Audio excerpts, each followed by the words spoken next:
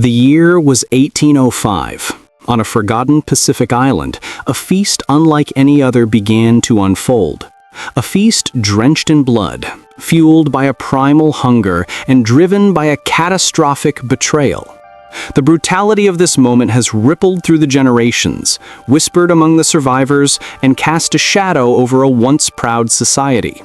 What began as an act of survival spiraled into a tragedy of unimaginable proportions, forever changing the fate of a nation.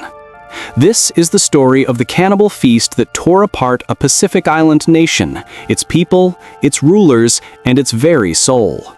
But what drove the islanders to such extremes?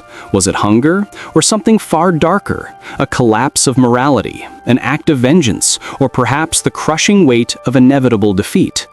The truth lies within the stories passed down, half-whispers of the past, each telling more like a dark dream than reality. Yet for those who survived, the scars remain, deep, aching, and raw. Before we unravel the tragic history of this cannibalistic feast, take a moment to reflect on the island's lost grandeur and the destruction that followed. Like, subscribe, and share this tale of survival, savagery, and the ancient rituals that bound a people to their land, their gods, and ultimately to each other. The aftermath of the feast, the betrayal of trust, and the unraveling of a culture are just some of the threads woven through this dark chapter in history. As we explore the depths of human nature, morality, and survival, we'll venture from the horrors of the feast itself to the lasting scars left on a broken nation. The sun had barely risen over the quiet shores of the island, casting long shadows that stretched like fingers across the lush, fertile land. For most of the year, it was paradise, pristine waters, abundant fish, and vast stretches of verdant jungle. But for those who lived on this small island, there was one constant enemy, the crushing weight of hunger. And on this morning, that hunger would become a monster of its own. The winds whispered among the trees, a soft, haunting hum that carried the salt of the sea and the promise of something far darker. The first inklings of the tragedy were small.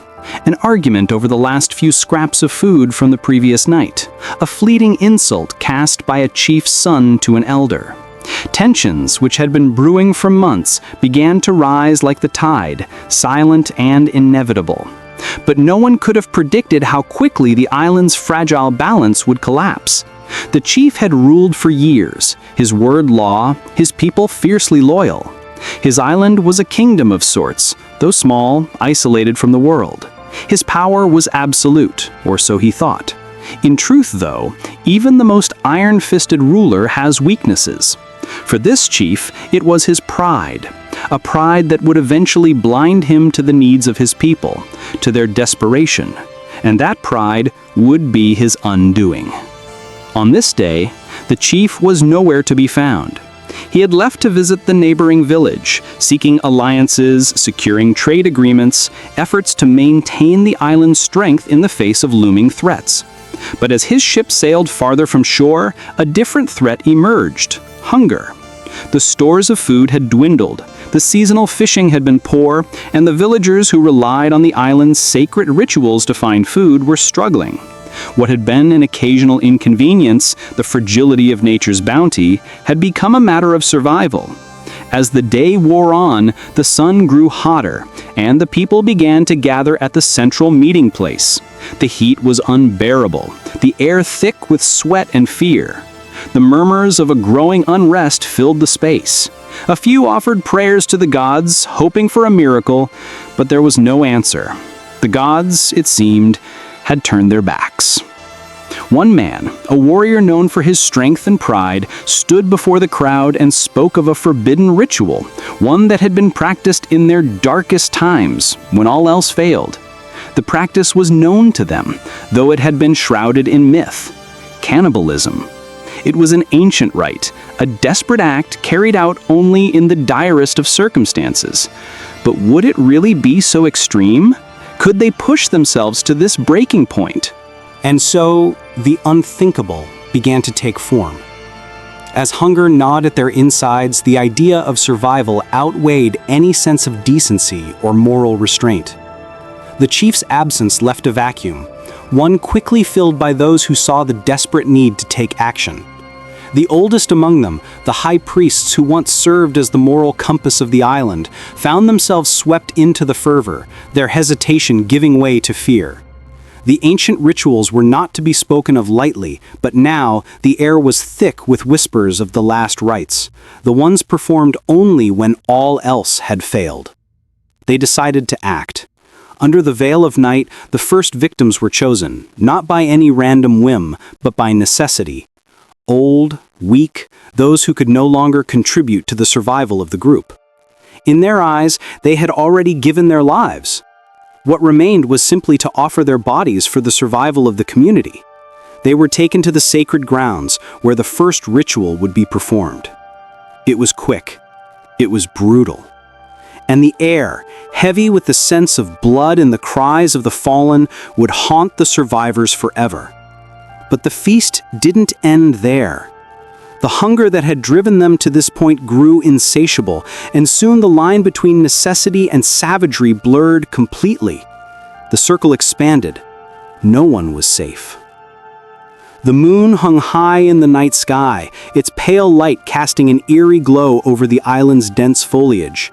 The air was thick with the scent of smoke and salt, an acrid mixture that seemed to cling to every surface. The fires burned low, but the light they provided was enough to illuminate the twisted scene unfolding beneath them. What had begun as a desperate act of survival had now spiraled into something far darker, a twisted ritual that had taken on a life of its own. At first, the group had believed they were simply following the ancient rites, a necessary evil to ensure their survival. But as the bodies of the weak and the elderly were devoured, the act took on a different meaning. The hunger wasn't just for sustenance, it was for power, for control, for something that no amount of food could ever truly satiate.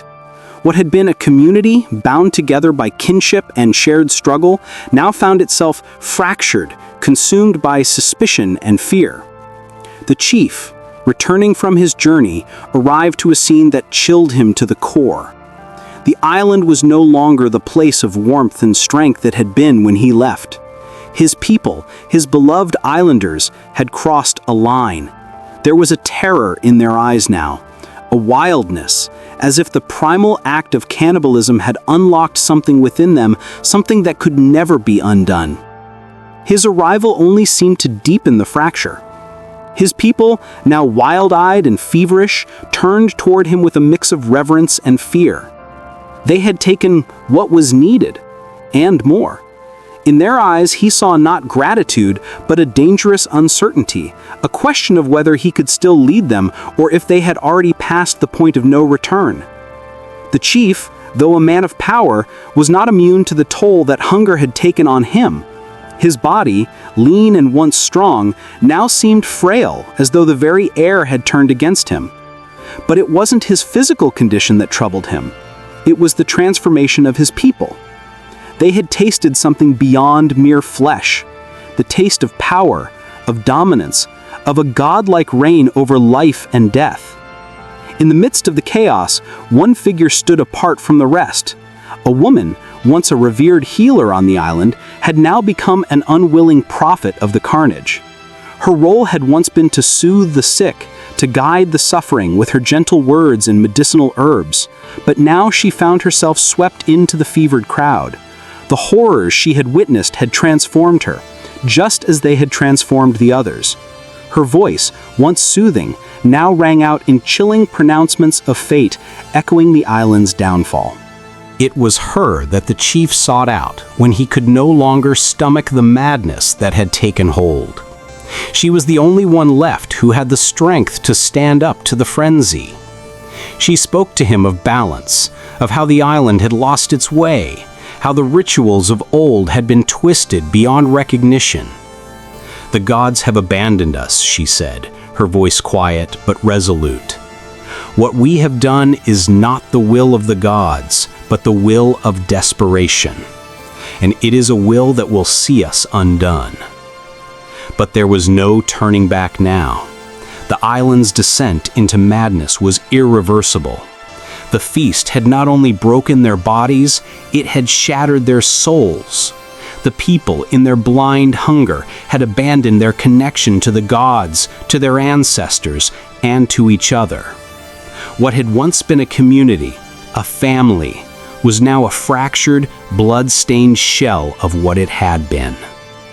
The chief, unable to halt the destruction, retreated into himself, powerless, helpless. The island that had once been the cradle of his rule was now his tomb. There was nothing left to rule, nothing left to save. His people were beyond redemption. And as the fires of the cannibal feast burned down to embers, the silence that followed was more suffocating than any roar of violence. The echoes of what had happened that night lingered in the hearts of those who survived. The once strong island now stood as a haunted relic of a time before. The devastation wasn't only physical, it was spiritual, emotional. It was a devastation that couldn't be healed by mere food or fire. The feast, horrific as it was, marked the end of an era. The remnants of the once thriving society would never return to what they had been. The islanders were left to pick up the pieces, but they could never undo what had been done. As the years passed, the island was left to the quiet reclamation of nature. The trees grew taller, the jungle swallowed what was left of the ruins, and the ocean waves lapped against the shores, indifferent to the horrors that had unfolded there. The survivors, forever marked by the cannibal feast of 1805, lived with the haunting weight of what they had done. No amount of time could erase the trauma, the guilt, or the memories of that night. The island, now devoid of its former glory, became a silent monument to their tragic descent into madness. This story of survival and destruction, of hunger and power, is not just a cautionary tale from the past. It is a reminder of the fragility of humanity, the thin line between civilization and savagery. It shows how in times of desperation, even the most sacred of rituals can be twisted beyond recognition. And it serves as a testament to the enduring power of fear and survival, which can push even the most compassionate to the brink of the unimaginable. As we reflect on this dark chapter, we are left to wonder, how far would we go in the face of hunger, betrayal, and despair? What lines would we cross, and what would be the cost of survival? These questions linger long after the story ends, echoing in the hearts of those who dare to face the darkest corners of human history. Thank you for watching. If this story has left you reflecting on the depths of humanity, don't forget to like, subscribe, and share. Stay with us for more untold stories from history, where power, suffering, and survival collide.